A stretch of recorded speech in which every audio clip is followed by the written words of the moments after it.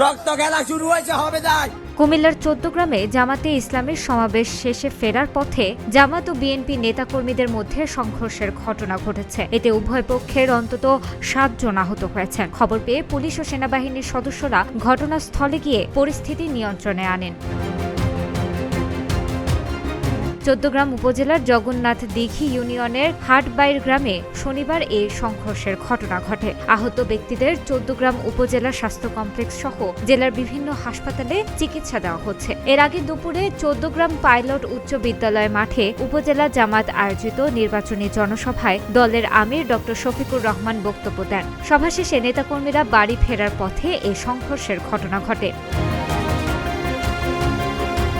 প্রত্যক্ষদর্শীরা জানান, সমাবেশ শেষে ফেরার পথে হাটবাইর গ্রাম এলাকায় পৌঁছালে স্থানীয় বিএনপি নেতাকর্মীদের সঙ্গে জামাত নেতাকর্মীদের কথা কাটাকাটি শুরু হয়। এক পর্যায়ে তা সংঘর্ষের রূপ নেয়। এতে উভয় পক্ষের অন্তত 8 জন আহত হন। পরে স্থানীয়রা আহতদের উদ্ধার করে হাসপাতালে পাঠান। সমাবেশে আসছি এবং শান্তিপূর্ণ সমাবেশ করে আমরা যখন এলাকায় ফিরতেছিলাম, তখন প্রতিমধ্যে পূর্ব পরিকল্পিত বিএনপির মিজান খান এবং উপজেলা বিএনপি নেতা সলমান চৌধুরীর নেতৃত্বে আমাদের ভাইদের উপরে হামলা করছে।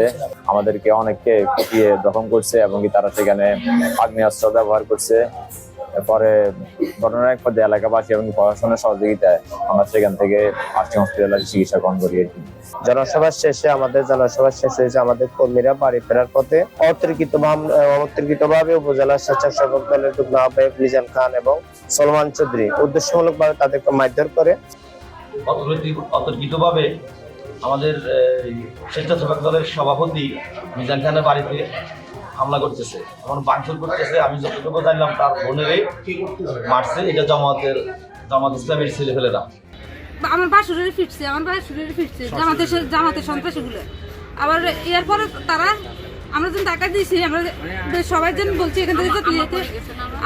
আমার শাশুড়ির গায়ে হাত তুলছে, অসুস্থ হাত ভেঙে গেছে। শিবির সভাপতি নুরুল ইসলাম সাদ্দাম বলেন, হামলার সঙ্গে জড়িতদের দ্রুত চিহ্নিত করে আইনের আওতায় আনতে হবে। একই সঙ্গে সারা দেশে আইন শৃঙ্খলা পরিস্থিতি নিয়ন্ত্রণে সরকারকে কার্যকর ভূমিকা পালন করতে হবে। অন্যথায় যে কোনো অপ্রীতিকর ঘটনার দায়ে সরকার ও নির্বাচন কমিশনকেই নিতে হবে।